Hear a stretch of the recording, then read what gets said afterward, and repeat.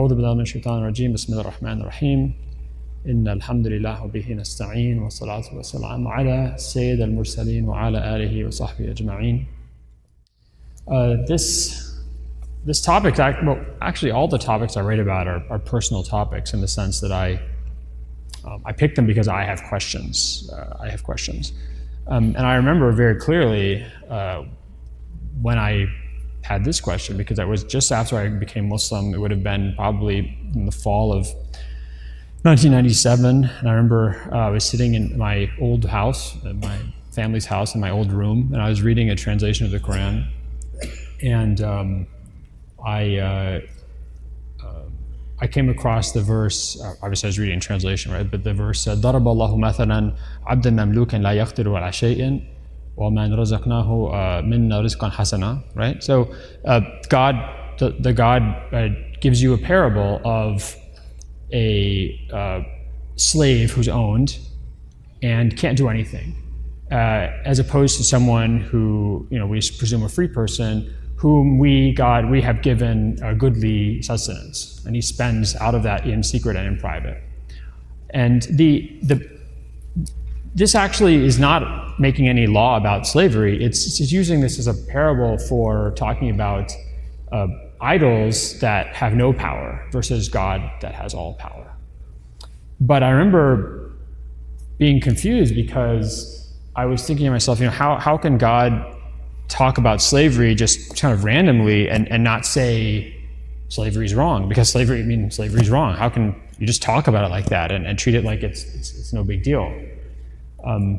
I think maybe a lot of us read these verses in the Quran, or maybe especially younger people read these verses in the Quran and don't really know what to make of them, and we kind of pass over them and then assume that there's some answer. But I think it causes a lot of doubt. And so when I decided to write this book was after the ISIS thing happened, because that was really, it was 2015, it really caused a crisis for a lot of young Muslims, because they saw these people who said they were doing exactly what the Sharia, they were saying they were doing exactly what the Quran and the Prophet ﷺ had done in taking slaves. And so a lot of young Muslims were sitting there saying, wait a second, not only does my scripture talk about slavery, but now people who say they're following that scripture and who can point clearly to verses in the Quran and the Sunnah are doing so in the name of Islam. And it was really caused a lot of people to leave Islam, a lot of people to have doubts and a lot of anxiety. So that's why I wrote this book, which is here. Yasser has it. Sheikh Yasser, sorry. And Yasser's fine. So I also forgot to thank you for inviting me, and thank you all for coming. It's a really big honor, and I hope this will be useful for you.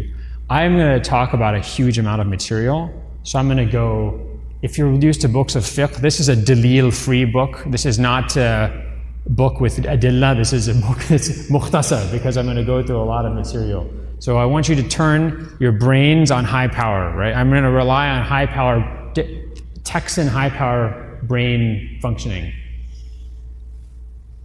Yes, that's a thing. Let's do that. Let's go with that, okay? Texas high power brain functioning. All right. So there's. Remember when we read these verses of the Quran, there's two issues, right? One is this sort of like, how can God just mention slavery and not say slavery is wrong or you shouldn't have slaves? And the second thing, which is a sort of a compound problem, is how do we explain our sense of discomfort? So if we believe that the Quran is the word of God, and we believe that the Sunnah of the Prophet ﷺ is inspired by God, and the Prophet is incapable of moral error, how do we also explain the fact that deep in our guts, we feel that slavery is wrong? I mean, how can the Quran be allowing something, and in our guts we feel that it's so wrong we can't conceive of it being allowed? How do we even conceptualize that? Just the existence of that feeling becomes a problem. So these are the two things I want to talk about today. One, sort of how do we make sense of the moral problem of slavery? And then how do we make sense of our moral reaction to it? And these are really these are problems of what's called moral ontology. Now, that's the only really big word I'm going to use in this lecture, I think. A moral ontology. Well, ontology is a study of existence. And so moral ontology is really talking about what is morality? Where does it come from? What is the matter of morality? What is it made of? What does it weigh? What kinds of morality are there? We all know slavery is wrong, right? I mean, if I go out and I ask a random person on the street, or I ask one of you in the crowd, just off the street, is slavery wrong? You're going to say, yes, of course it's wrong. Okay, what does that mean? If it's wrong, how come the Prophet ﷺ had slaves? How come the early Muslims had slaves? I mean, did they not know it was wrong? How do we answer this question? What does it mean to be... What kind of wrong is it? What kind of wrong is it? So these are questions that I want to try and talk about today. Okay, slavery is really hard to talk about. It's really hard to talk about globally. It's extremely hard to talk about in the United States. And there's a couple of reasons for this. The first one is that in the United States, slavery is intimately and continues to be tied to the question of race. And you don't have to be very observant or have been in this country very long to know about issues of race in this country, especially between Black Americans and white Americans. And this was an issue that was formed and shaped by, and then also shaped slavery in the United States.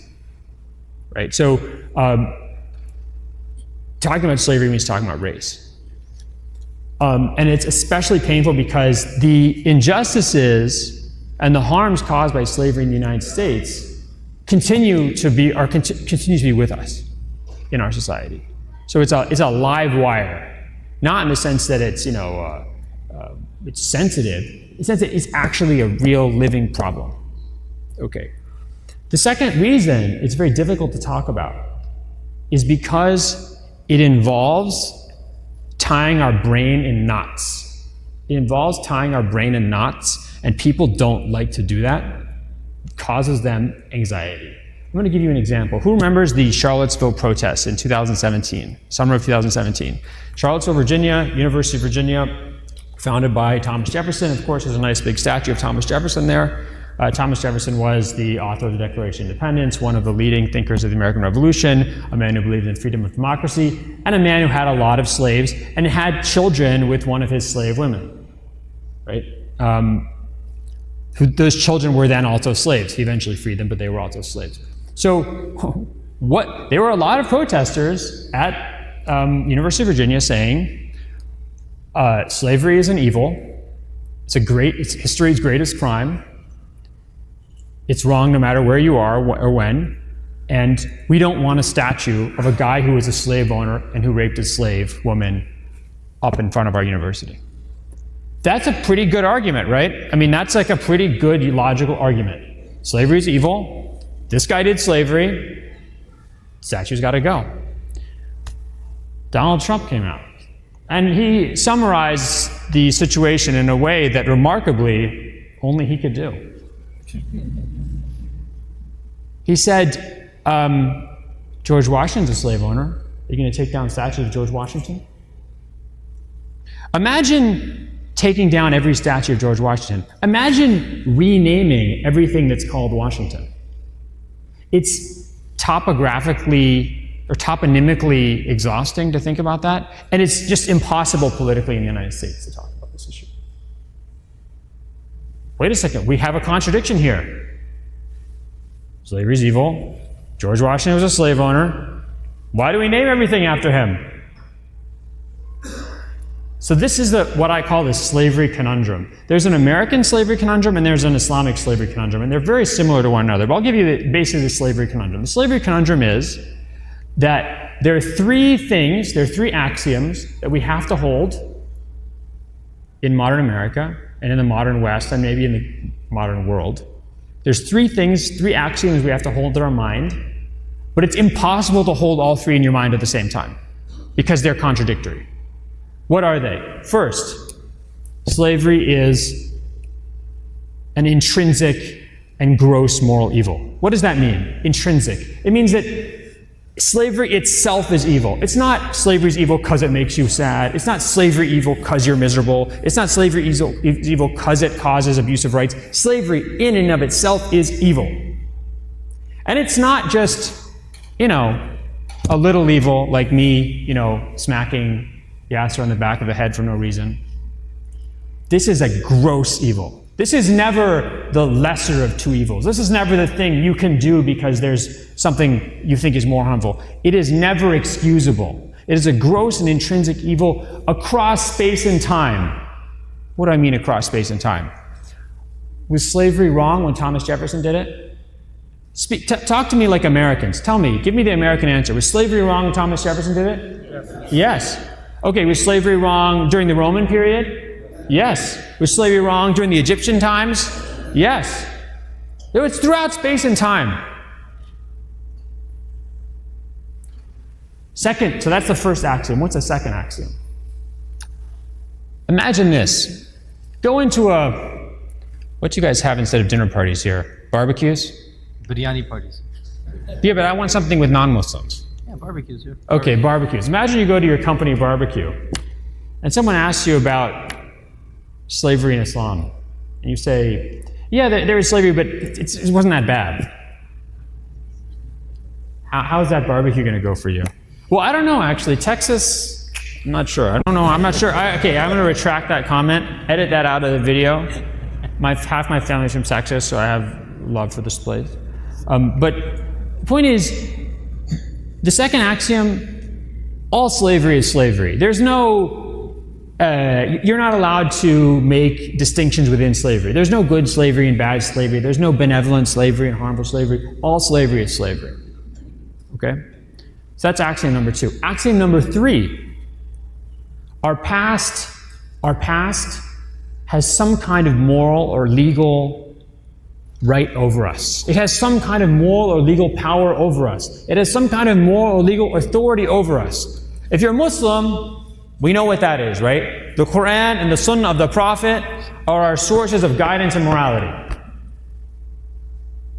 If God commands us to do something, if the Prophet commands us to do something, we say, سَمِعْنَا وَأَطَعْنَا. Right? What is justice? It's what God commands. What is injustice? What God forbids. If you're American, maybe it's not that dramatic, but the Constitution, the Founding Fathers, these people have authority over us. I mean, we might disagree with them, but their ideas, their writings define our political life. Right? I mean, try going into a barbecue and just say, you know, George Washington was a real piece of, you know what. See what happens. You know? It's not going to go very well. What's the problem here? These 3 axioms cannot be held at the same time. So I say, okay, yes, Thomas Jefferson had slaves, but it was different back then. Can't say that. Slavery is a transhistorical evil throughout space and time. Yeah, there is slavery in the Bible, but slavery in the Bible is not that, it's not like slavery in America, it's not that bad. Oh, you're saying there's some kind of slavery that's okay? So, here's the problem. There is no religious or philosophical tradition that I know of, and I've done a lot of research on this. There is no philosophical or religious tradition that I know of that did not either defend, accept, or condone slavery until the 1600s, at the very earliest 1600s. So there's nobody who's going to be okay to follow. There's no one who's going to be free of the taint of slavery from world history, essentially, before the 1600s. So we have a problem. We have 2 axioms. Slavery is a gross and intrinsic evil throughout space and time. All slavery is slavery. That force us to condemn everything in our past, essentially. Whether you're Americans or Muslims, or Hindu or Buddhist. That's a really big problem. So we have in our minds a knot that something that actually cannot hold together. It can't hold together. And the second you start picking at that or talking about that, the pieces start to fall apart. People don't like to talk about it. Why does this conundrum exist? Why does this conundrum exist? It's actually a result. It's also a result and a product of abolitionist discourse. So abolitionist discourse in the United States and Britain from the late 1700s into the mid 1800s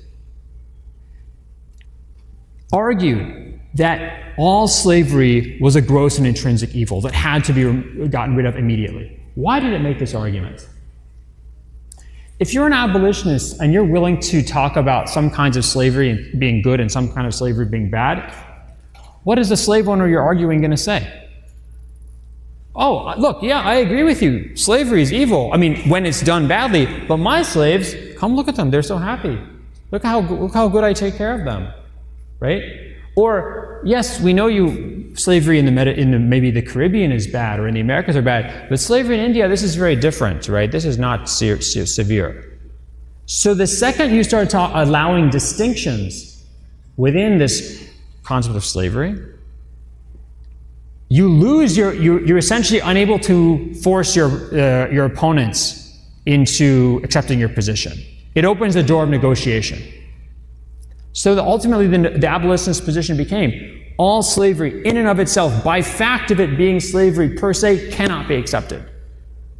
It's all intrinsically evil. The problem is, if you're a historian who wants to look at slavery in world history, what are you going to notice? You're going to notice that slavery, let's say in India, is really different from slavery in the Americas, or that slavery in Istanbul is really different from slavery in Southeast Asia. And so you're going to start actually talking about these distinctions that will start to pull the threads out of this abolitionist argument. So that's why this discussion it's not easy for us to have it, because it starts to pick at the very abolitionist consensus that is held worldwide today. Okay.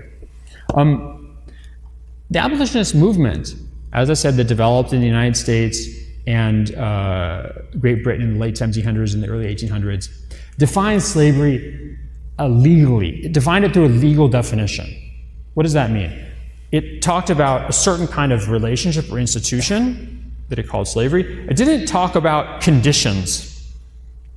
So it looked at the legal definition of relationship, not at conditions. Why would it not look at conditions? Why would it look at a legal definition? In this case, the idea that someone is owned by another person. Why would it do that and not look at conditions?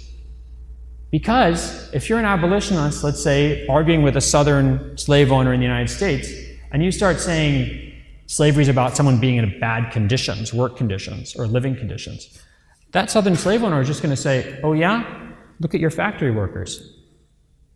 They look actually more miserable than my slaves.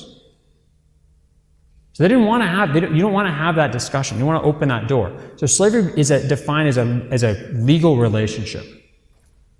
So what are the problem is though, the problem is that this, one of the premises of the slavery conundrum, right, is that slavery is a gross and intrinsic evil across space and time. It's not about slavery's evil in our society. It's not about slavery's evil in the modern West, or in Western Europe, or in the Americas. It's slavery's evil throughout history, backwards and forwards in time, across the world, wherever you are. So the problem is, coming up with a definition for slavery that works in all those times and places, it's basically impossible. It's basically impossible. You end up with definitions that are so abstract. They're so abstract that they ultimately result in us projecting our own assumptions and understandings onto the past. What do I mean by that? Let's just look at three ways that have been used to define slavery. First, slavery is lack of freedom. Slavery is when someone is not free. Okay, here's the problem. We could say, let's say in the United States, we could define freedom. We could maybe even define freedom in the West. But how do you define freedom throughout human history? What is it to be free? In Roman law and in Western legal tradition, free means you can do whatever you want except what the law prohibits, right? Okay, but what's being a slave? Slave is you can do whatever you want except what your master prohibits. So freedom and slavery are not, freedom is not a complete lack of restraint or constraint. Freedom is just less constraint than a slave has. And exactly what constraints a free person has on them and exactly what constraints a slave has on them differ from time to time and place to place. And if you were to sit around and say, or you're going to make an argument that, well, a slave is always denied basic rights. What basic rights? Actually, you can't find a consistent notion of what the basic rights that slaves or non-slaves should have in human history. You could say, well, at the very least, let's say a slave a slave maybe you can just go and kill, and you can't do that to a free person. But that's actually not true. Most slave systems in world history, you could not just kill a slave, even their owner. And by the way, under Roman law, until the 2nd century AD, in theory, a father could kill his own child with no legal consequences. It's called patria potestas. So in Roman law, a father or the head of a family, the male head of a family, could kill anyone in his own family with no legal consequences in theory. It didn't really happen, but in theory. So even the notion that, the idea, a slave is someone you can just do anything to and have no consequences, that doesn't help you in Roman law because that also describes a father of a free person or the status of a free child. You could say, well, let's define slavery as property. Somebody being the property of another person. How do you define property? In the Western legal tradition, we can define property, usually it's like a bundle of rights. The right to use, the right to exclude, the right to sell, the right to destroy. But sometimes you have some of those rights and you own something. For example, you can't do whatever you want with your house and you own your house. You can't do whatever you want with your pets and you own your pets. You can't sit there and torture your pet, right? It's against the law. But if you have let's say a Van Gogh painting and you just feel like being a jerk, you can destroy that Van Gogh painting. It's just yours. So property, what it means for owning different things is different, even in one society. Then try and come up with a definition for property across world history. You end up with something like this. Property is a person having some kind of rights over something. And then so slavery would be one person having some kind of rights over another person, which basically describes almost any relationship. Sometimes we talk about defining slavery as coercion, coercive power over somebody. Same problem. How do you define coercion? We could come up with a clear understanding in the United States about what was unacceptable coercion in a relationship. But then to say we can project this definition across world history, almost nobody in world history would be free if they lived up to modern American labor standards for what is a coercive relationship. One example of this is in the 1790s in England and Scotland, there were these people working in Scotland in coal mines. And there was actually a debate about whether or not these people were slaves or not. In fact, they would sometimes wear collars with their master's name on them. These were white, Scottish people. And the main argument for them not being slaves wasn't about how they were treated or whether or not they were born into slavery or not. It was the fact that people had decided there was no slavery in England. After the 1770s, there was no slavery in England. So it was it was basically a political statement about the nature of British society that defined whether these people were slaves or not how they were treated even. Another great example of this is this notion of modern day slavery, which I'm sure you read about in the newspaper or in magazines, hear about on the news. So in 1957, there's a major convention called 1926, there's a major convention for the outlawing of slavery globally. And in 1957, there's a supplementary convention. So the 1926 convention is about outlawing slavery. 1957 convention is about outlawing things that are like slavery but not slavery. And one of those is what's called bonded labor. Bonded labor means I agree to work for you for a certain amount of time, and in return, you pay for my trip to Dallas, Texas, and you pay for my housing, and I work for you for 10 years, and then after that, maybe I can stay here, but we're done. So that's sometimes it's called indentured service or bonded labor, right? So in the 1957 convention, Bonded labor is not slavery. It is servitude that is similar to slavery but not slavery. According to what's called the new slavery or modern day slavery as it's been understood from the late 1990s until today, the major portion, one of the largest, if not the largest portion of global slavery today is bonded labor. So what you see is actually, it's like an inflation in the concept of slavery. What was not slavery in 1957 has become slavery today. Another example of this is prison labor. So in the late 1990s, some advocates for prisoners' rights in the United States started saying that prisoners in the United States are essentially slaves, because the 13th Amendment in the United States Constitution does not allow forced labor and slavery except for people who are in prison. Those people can be forced to work for essentially no pay.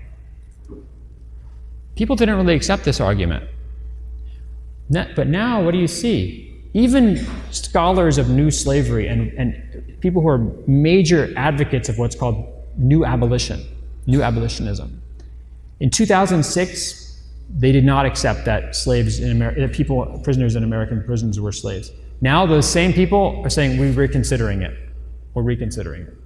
What changed? Did the conditions of American prisoners change? No. Did the definition of slavery change? No.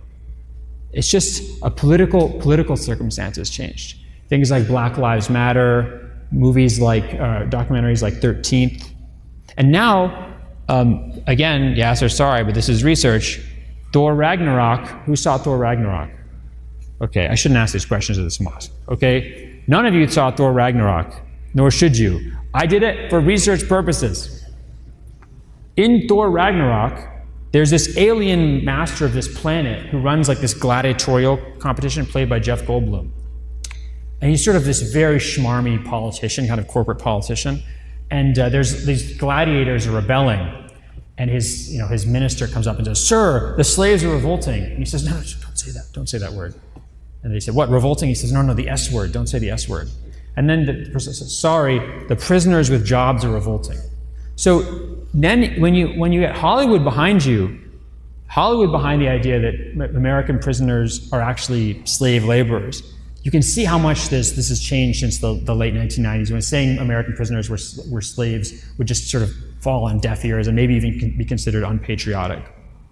Okay, so you have this notion of, even in the last couple of decades, an inflation, like a devaluing of the moral power or the power of the word slave.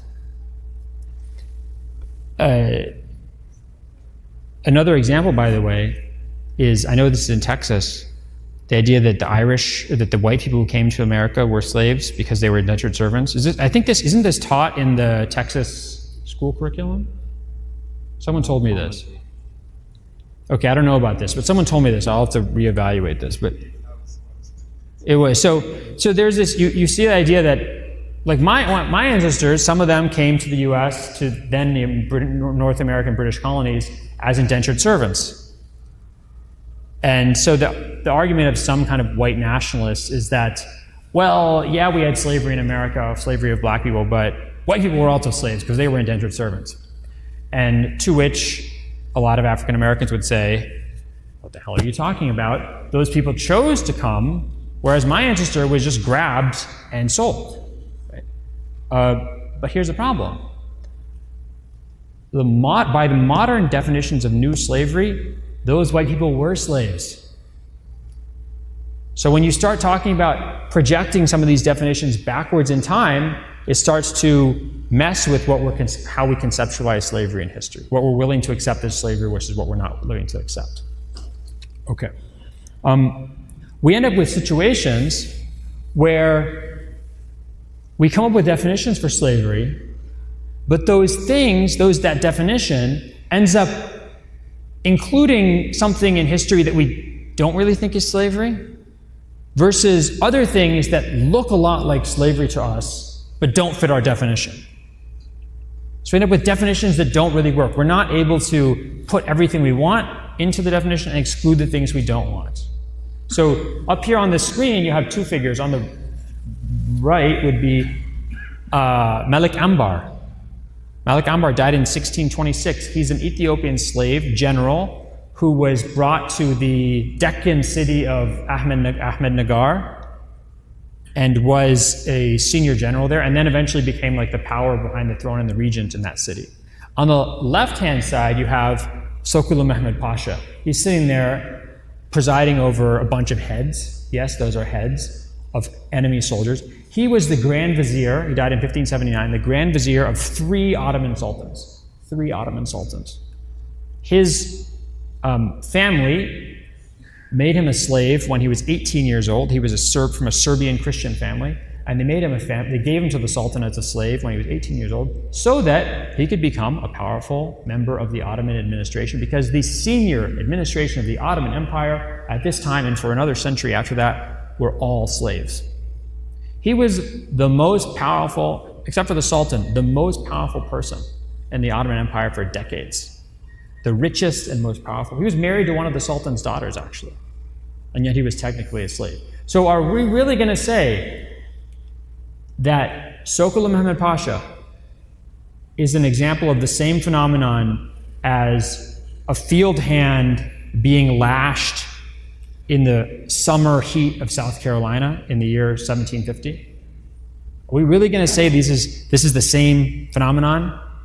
And if we say we can't make internal distinctions because all slavery is slavery, what is that?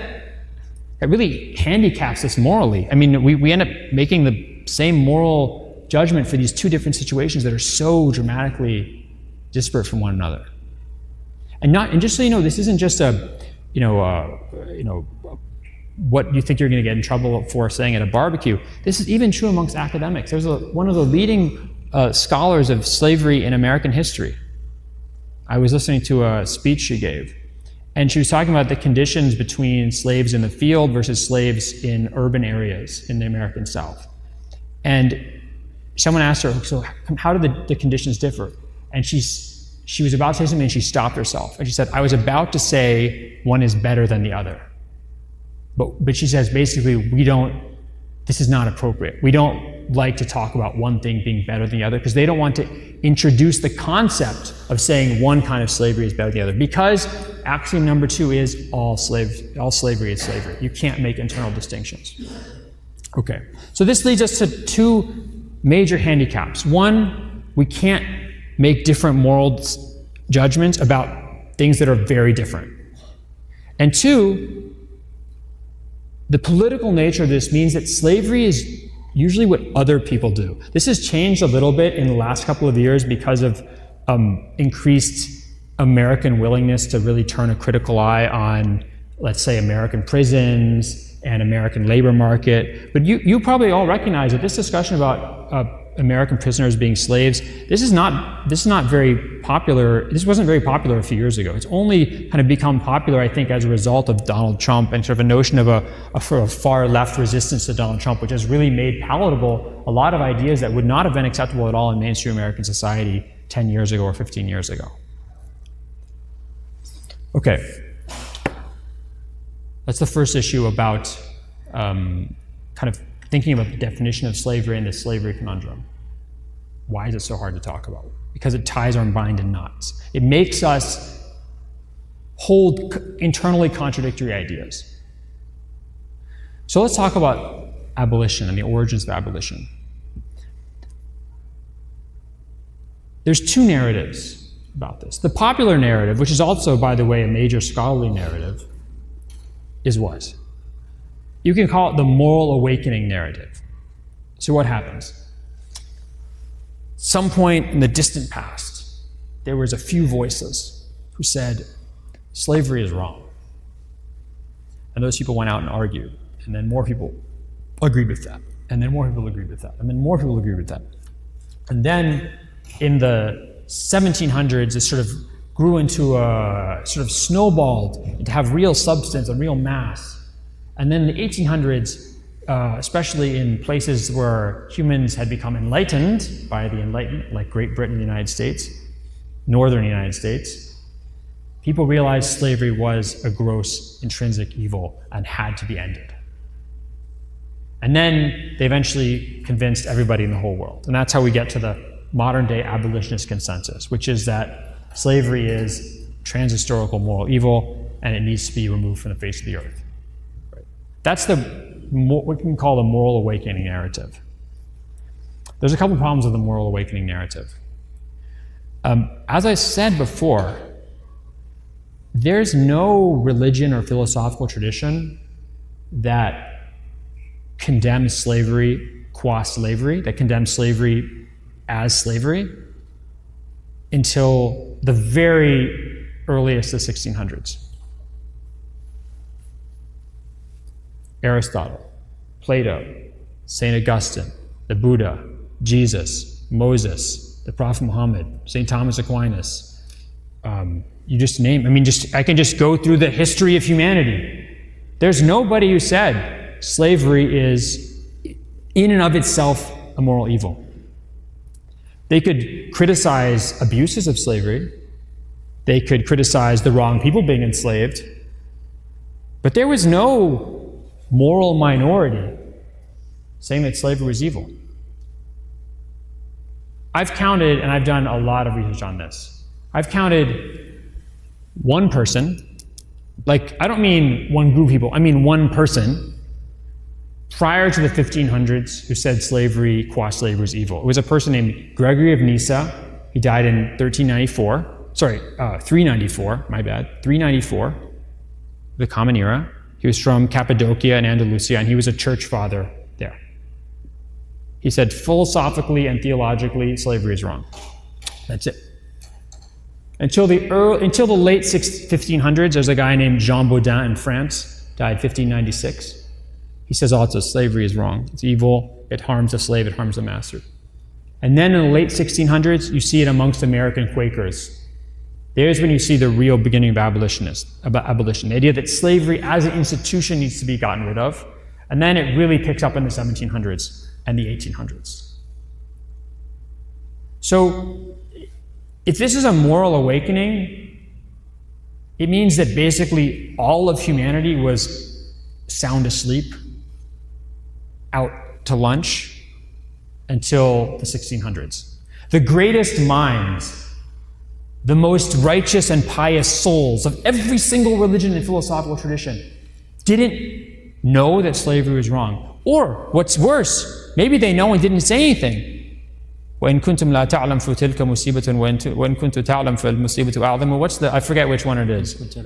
Yeah, so if you what's worse, that they didn't know or they did know and they knew and didn't say anything? The point is, does this mean that a person today who knows slavery is wrong is more morally intelligent than Plato or Aristotle or Jesus or Moses or the Prophet Muhammad sallallahu alaihi wasallam? I mean, forget about the theological problem that caused for Muslims. Just think about what that means about, why do we read any of their books? Why do we have any respect? If we're going to take down Thomas Jefferson statues, let's get rid of all this entire heritage. So that's the second problem with the moral awakening narrative, is what was brought up by especially historians from outside the first world, outside kind of the US and Europe in the mid-20th century. And this is what was called the kind of economic narrative, or economic explanation. Okay, so I told you before, it's really in the 1700s that abolitionism starts gaining a lot of momentum, and the 1800s. Does anyone know anything else that's been happening in that time period? Industrial Revolution, right? So, is it a coincidence? Is it a coincidence that people start to say that slavery is a moral evil in precisely those places, namely Great Britain and the northern United States, precisely in those places where, one, the earliest stages of the Industrial Revolution take place, and two, where people achieved unprecedented wealth without reliance on slavery? Is that coincidence? Aristotle made a very prescient point. guys know Aristotle died 322 BC. Greek guy, lots of statues. He said, there will be slavery until looms spin themselves. You guys know what a loom is? Like a thing that weaves cloth. Until they move themselves, they'll be slaves. When did slavery become something that people talked about getting rid of?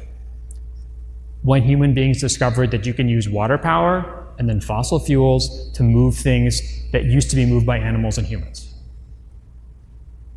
That simply can't, I just simply can't accept that that that's a coincidence. Right? Here's the problem. Wait, you say, Professor Brown, you're telling me that abolition became a phenomenon with strength, that it even became something of note at all because of technology and economics?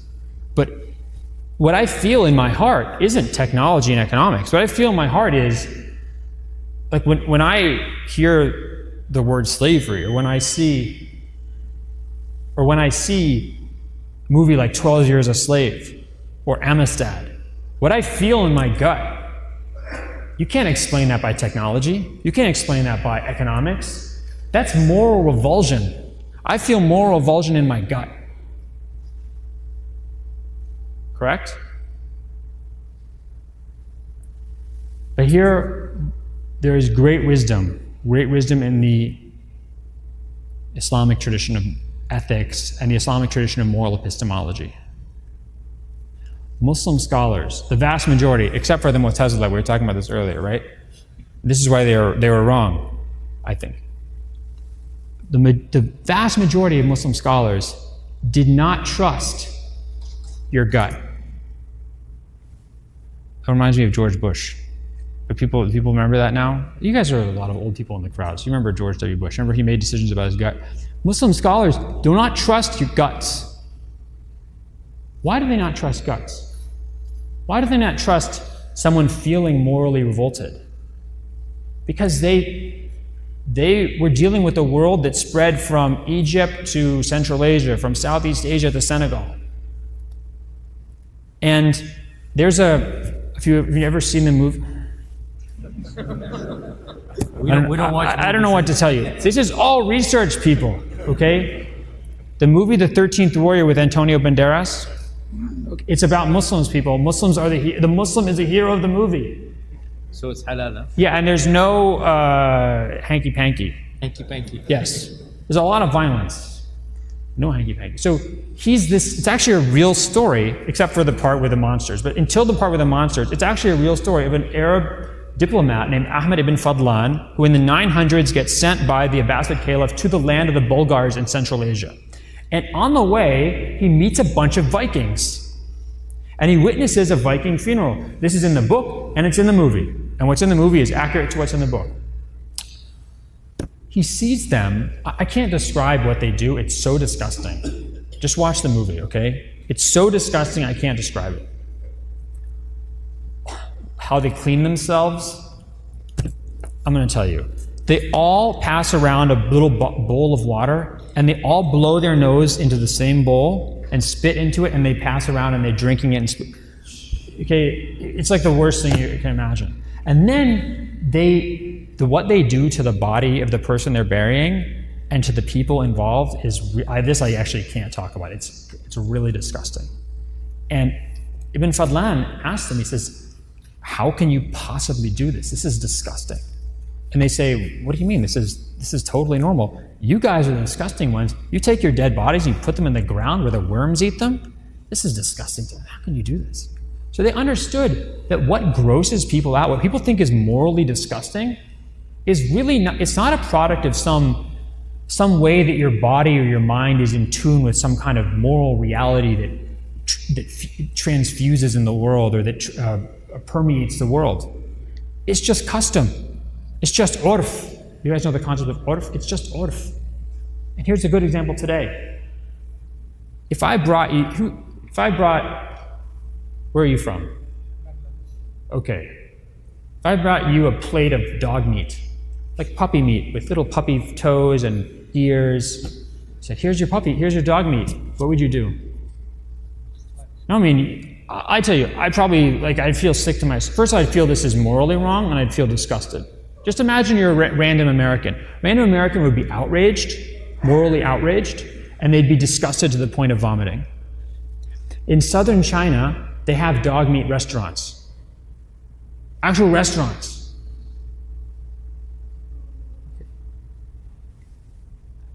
The stuff that feels like it's wrong in your gut, that something has to be inherently morally wrong about this, for another person, to another person in the world today, 100 years ago, 200 years ago, it just wasn't a big deal.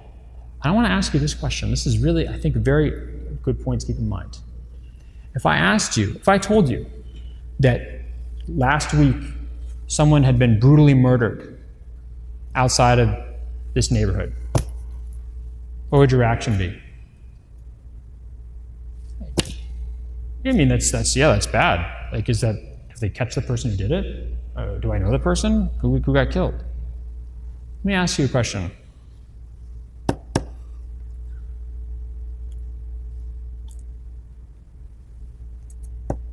I wanted to how explicit I can be with this audience. Okay, if I told you that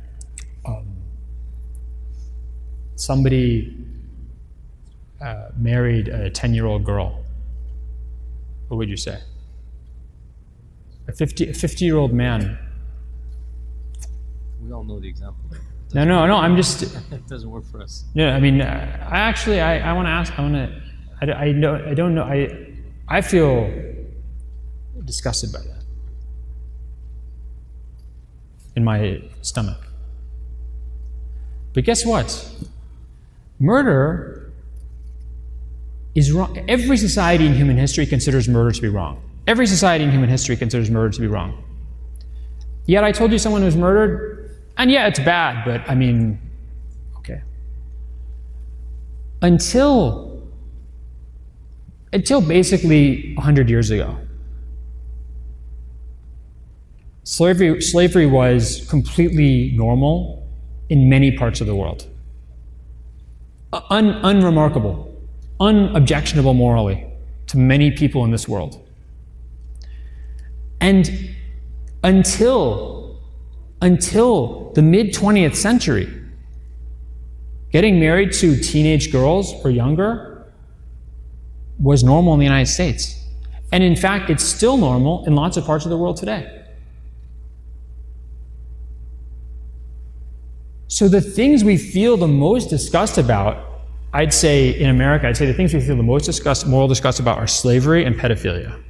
Those are the two things we feel the most moral disgust about. These are two things that were common and unremarkable in the recent past. And the thing that is universally prohibited throughout, universally wrong in all societies, namely murder, yeah, it's wrong, but we don't get disgusted by it. Because disgust is a cultural construct. Disgust is culturally conditioned. What disgusts somebody in one society, I'm not just talking physically, I'm talking morally. What disgusts someone in one society doesn't disgust someone in another society. Because disgust is a way that a culture affects moral change. It's the way the culture affects moral change. So it's not surprising that on those issues where the change has been most dramatic, you find the most intense senses of disgust. Okay. For Muslim scholars talking about law and ethics, usuli scholars, what God commands is right. What God forbids is wrong. Those things we can talk about being absolutely right and wrong, absolutely wrong. But for pretty much all other moral feelings we have, those are based on custom. Those are based on urf. Something is ma'ruf or something is munkar. Slavery was ma'ruf, and now slavery is munkar. And someone could say, Professor Brown, are you telling me that our moral condemnation of slavery is just based on custom? Like the same thing that tells me what kind of wedding gifts to give somebody? How dare you belittle my moral objection to slavery? I'm not belittling at all. In fact, that objection belittles the concept of custom. It belittles the fact that human beings, for most of their moral transactions in the world and most of their moral actions in the world, their judgments are based on custom, not based on some kind of universal moral law. And in fact, it's a very unique feature of modern Western society that we assume that everything that we feel is right and we feel is wrong must be a universal. So when we decide that, let's say, it's proper for women to dress with their hair showing and wearing short sleeve shirts, or for guys to not to wear a hat or something like that, we just assume that this is the normal thing that everybody in the world should do. And that women or men who are not allowed to dress like this in other countries are being oppressed, because these are universals. If we decide that it's right for people to be able to engage in all sorts of relationships before marriage, just based on what they feel, with no consequences, this must be universal, that everyone in the world should follow. And if they're not being allowed to follow wherever they live, then they're being oppressed. So we live in a society that takes custom and makes it into moral universals. Whereas Muslim scholars understood that custom is really important. It has real legal meaning for people. It has real moral meaning for people, but that you can't universalize it because it's not fair to do that to other cultures. So for example, if we were to have Sharia courts in America, I'm not advocating Sharia creep, but if we were to have Sharia courts in America, and my wife were to go and say, my husband, he sits around, he doesn't do any work around the house, he doesn't take care of the kids, he just goes out and hangs out with his friends all the time, and I think he's a lousy husband and I want to get divorced from him. My guess is that Muslim scholar applying Islamic law in America would say, yes, your husband is not giving you your haqq, because in American urf, these are not the duties and rights and obligations of men and women to one another in marriage. The obligations of a husband, the obligations of a wife, the rights of the husband, the rights of the wife, in Islamic law, these are determined by custom. I mean, there's a few outlines or boundaries and pillars that are determined by the Quran and the Sunnah, but the details, this is determined by custom. And this is legally meaningful. People will get divorced on this. Have to pay mahr or not pay mahr. Okay. The last thing I want to talk about, two things. I can't believe I've actually gotten through what I talked about. I'm going to talk about two other issues. One is the change in slavery that was brought by Islam, and the second is abolition of slavery in Islam. It is not exaggeration. It is not, and I will happily go in front of the most skeptical academic audience and say this. This is not me doing some kind of Muslim cheerleading, Islam is great, Muslims invented ice cream. I'm not doing that kind of thing. This is completely true. The Quran and the Sunnah of the Prophet and the legal understanding of the early Muslim community completely revolutionized slavery in the Near East. And slavery in kind of what we would think of sort of the Western world, one of Central Asia or Mediterranean world, Europe, and then the Americans. The main routes into slavery, the main ways that someone became a slave prior to Islam in the Near East were debt. You owed money, you couldn't pay, you became the person's slave. Capture, as a basically being raided. Self-dedition, which means giving yourself as a slave. This is, people don't know this, but many, many millions of people in human history gave themselves as slaves to other people. Why would they do this? Because they were starving, because they were poor, because they were foreigners in a place where no one to protect them. And being protected and taken care of was more important to them than their freedom. Selling your children into slavery. This is a major source of slaves in the ancient Near East, in India, until the 20th century, in Southeast Asia, in medieval Europe, was giving your selling your children into slavery because you couldn't afford to keep them or because you owed money. Islam eliminated all of these. There is no debt slavery. And this is very clear in the Sharia. Every once in a while in Islamic history, you see it, for example, in Southeast Asia, in the 1500s and 1600s, you see some debt slavery. But this is a pre-Islamic tradition that continues. The Sharia prohibits debt slavery. The Sharia prohibits self-dedition. You cannot give yourself as a slave. The Sharia prohibits selling your children into slavery. So the major routes into slavery are all cut off completely. What's interesting is these are actually not mentioned in the Quran or in the Hadiths, but they're simply, it's just like understood by consensus in the early Muslim community. It's ended. There's only one way to become a slave in Islamic law, which is for a Muslim to capture a non-Muslim outside the abode of Islam in a war. That's the one way. Or you can be born into slavery if your mother is a slave woman.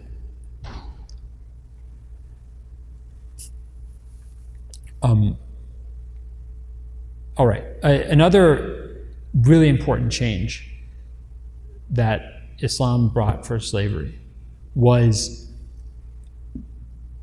what happens to the offspring between a male slave owner and his female slave. So remember I gave you the example of Thomas Jefferson. Thomas Jefferson's children were born slaves. They were born slaves, and they were born members of an oppressed class in the United States, which are African Americans. What's an African American? How do you define African American versus white in the United States? Anybody know? Skin tone? I mean, can you be like, let's say all of my ancestors are white except for one person, but am I black or white? One drop means you're black. White means no blackness. Unless you're able to pass, which means no one can tell that you're black, you have black ancestry. But you can be extremely dark or you can be extremely light, but if you're black, you're black. And otherwise, you can't be part white. You're either white or you're fully white or you're black, right? If Thomas Jefferson had been a Muslim, his children would have been born free. They would have been born free. They would have been legitimate. They could inherit from him. Their mother would have been freed when their father died. And this is important. They would have had the same social standing as children born of a free wife. This is also agreed upon in Islamic law, completely. Very important. The offspring of a male slave owner and his female slaves are born free, they're legitimate, and they have the same social standing as people born of free women, of free wives. That's why almost all the Abbasid caliphs and all of the Ottoman sultans except one were children not of wives, not of free wives, but of slave women. This is what leads to what the scholar of African history, Ali Mazrui, rahimahullah, who died recently, called ascending miscegenation. Ascending miscegenation. Whereas in America, people who were result of mixed free and slave unions went down into the enslaved oppressed class. People who were born of those unions in Islamic civilization went up into the free Muslim community. The final change brought by Islamic law, or the Quran and the Sunnah, is an obsession with emancipation. Emancipation is different from abolition. Emancipation means freeing people. Abolition means getting rid of the institution of slavery as a whole. The Quran does not propose abolition. Why not? Because nobody proposed abolition until the early modern period.